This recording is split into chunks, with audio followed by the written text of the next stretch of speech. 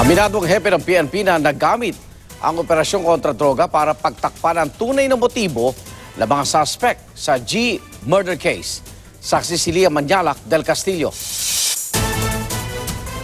Hindi nga simpleng kidnap for ransom ang pagdukot at pagpatay sa Koreanong si G Ik-ju, gaya ng pinalutang ng isang dating CID director kahapon. Yan ang kinumpirma ng PNP chief batay daw sa impormasyong nakalap ng PNP at NBI. Regular rin nagbibigay ng pera yung online gaming doon sa mga tiwaling opisyal ng NBI. Then itong si G Ik-ju is matino na tao, ayaw magbigay. Gustong bigyan ng leksyon para yung ibang Koreans involved sa online gaming. Ginamit ito si Santa Isabel para palabasin na anti-drug operations. At ang sindikatong nasa likod umano ng pagpatay na tinawag ng suspect na si Rafael Dumlao na mga malalaking tao kaya hindi raw kaya ng pulisya, kinasahan ng PNP chief.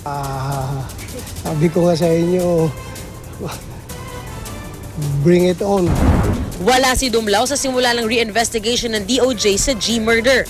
He is in the area, Your Honor, but according to him, for security reasons, he would not prefer to go down. Pero naroon ang suspect na si SPO3 Ricky Santa Isabel at ang may-ari ng puneraryang pinagdalhan ng labi ni G na si Gerardo alias Ding Santiago. Gayon din si SPO4 Roy Villegas na kasama umano sa pagdukot. Si Ramon Yalong na kasama rin daw ayon sa kasambahay ni G at ang civilian agent ng NBI na si Jerry Omlang na umano'y kasama ni Santa Isabel habang nagwi-withdraw gamit ang ATM card ni G. Sa akin pong nalalaman po, si Dumlao po ang mastermind po nito. Kung sa akin pong ayon po sa pagkakalam ko kasi po, pag once na sakay po ako kay Santa Isabel, nagkakausap po sila. Si po yung nag-i-instruct Dumlao. Naroon din ang isa pang akusadong si Christopher Gruenberg na may-ari ng isa sa mga sasakyang ginamit sa pagdukot. Pati ang kasambahay ni G na si Marisa Morquicho at misis ni G na si Kyung Jun Choi.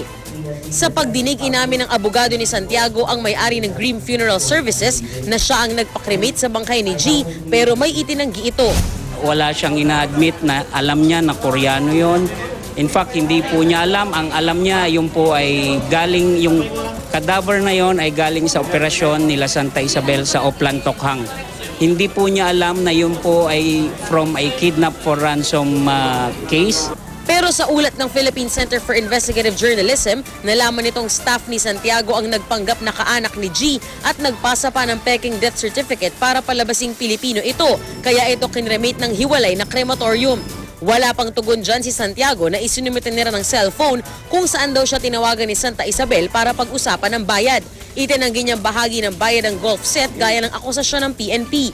Kung matatandaan, lumutang lang ang golf set at ang anggulong yan nang magpunta ang PNP sa punerarya ni Santiago. Hindi nakita ang golf set sa naunang pagpunta sa punerarya ng NBI. At giit ni Santa Isabel sa Senado, nasa bahay kasi talaga ni Dumlao ang golf set kasunod ng pagdukot at gusto pa nga raw ipatago sa kanya.